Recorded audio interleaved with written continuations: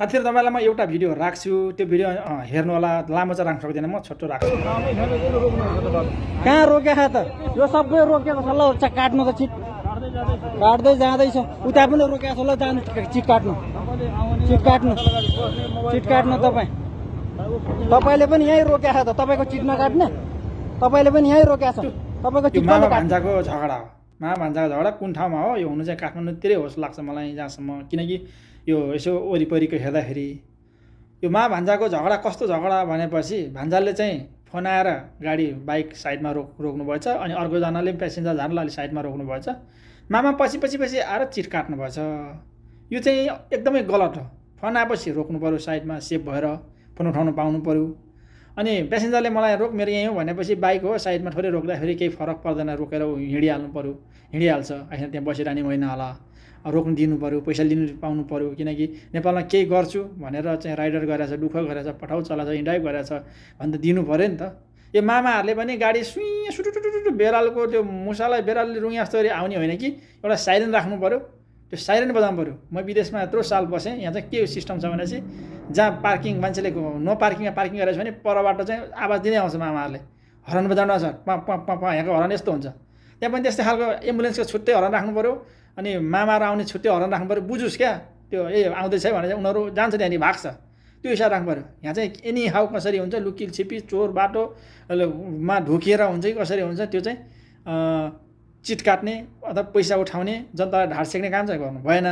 यो चाहिँ गलत जस्तो लाग्छ मलाई तपाईँहरूलाई के कस्तो लाग्छ एउटा चाहिँ त्रिपुरेश्वरमा कता कालीमा त्रिपुरेश्वरमा कता हो 10,000को फाइन काट्दैछ एउटा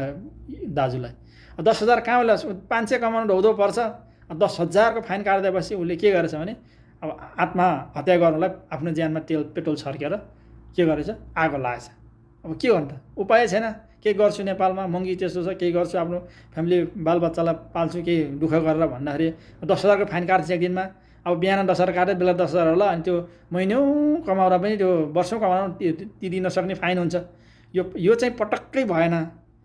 भएन किनकि मान्छे झार्न त पाउनु पऱ्यो नि प्यासेन्जर मलाई यहाँ रोक्नुहोस् भनेपछि साइडमा लाएर कसैलाई डिस्टर्ब नगरी पछाडि अगाडिको गाडीलाई डिस्टर्ब नगरी रोकेर झारेर अनि आफ्नो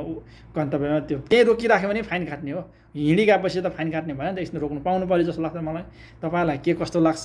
कमेन्ट गर्नु होला यो चाहिँ मलाई बिल्कुलै ठिक लागेन यो चाहिँ हट्नुपर्छ चाँडै हट्नुपर्छ फाइन हान्नुपर्छ हो मापसे बिना कागजपत्र बिना लाइसेन्स गाडीको कन्डिसन ठिक छैन लुकिङ ग्लास निकाल्ने रेड लाइट ओभर स्पिड त्यस्तोलाई चाहिँ फाइन हान्दा फरक पर्दैन त्यो जानी हाने हुन्छ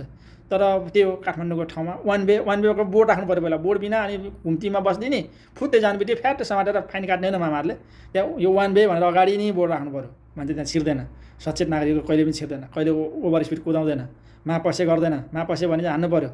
त्यस्तोलाई चाहिँ फाइन हान्दा हुन्छ तर यस्तो प्यासेन्जर कहाँबाट ल्याएको हुन्छ 200 150 25को त्यो म यहाँ झर्छु मलाई रोकिदिनुहोस् भनेर रोक्नु पऱ्यो यसो साइड लाएर बिच सडकमै रोक्यो भने त फाइन हान्नु ठिक हो साइड लाएर कसैलाई डिस्टर्ब नगर्ने अगाडि पछाडि डिस्टर्ब नगर्ने रोकेर मान्छे झारेर पैसा लिइन्जाल चाहिँ फाइन काट्नु भएन अब फाइन काट्दा पनि लुसुलुसु आएर होइन कि हर्न बजाउने टुवा आफ्नो हुन्छ नि त अब मामाहरूको छुट्टै खालको हर्न अब राख्ने एम्बुलेन्सको छुट्टै राख्ने पुलिसको अब छुट्टै राख्ने त्यो कारण राखेपछि के हुन्छ थाहा होस् कि अरूलाई पनि यसरी आउँदैछ मामा आउँदैछ यतिखेर चाहिँ अब पुलिसहरू आउँदैछ यतिखेर चाहिँ अब आउँदैछ होइन एम्बुलेन्स आउँदैछ भने थाहा भएपछि साइड एम्बुलेन्सलाई साइड दिन्छ मामा आउँदैछ भने अब नो पार्किङमा छ भने जान्छ होइन जानिदिनु पऱ्यो नि त नो पार्किङ छ भने त फेरि गएर फाइन हान्ने होइन नि त पैसै कुरो ठुलो कुरो होइन जनतालाई सुख शान्ति होला भनेर चाहिँ अहिलेकोलाई जिताएको हो क्या झन् दुःख पो होला जस्तो लाग्यो मेरो यसो बुझ्दा मेरो चाहिँ जिज्ञासा यो मलाई चाहिँ पटक्कै मन परेन यो अहिलेको यो फाइन हान्ने सिस्टम चाहिँ पटक्कै मन परेन फाइन हान्ने सिस्टम चाहिँ मन परेन फाइन हान्नुपर्छ त्यस्तै खालको बाटो घाटो सिस्टम बनाएपछि बल्ल हान्ने हो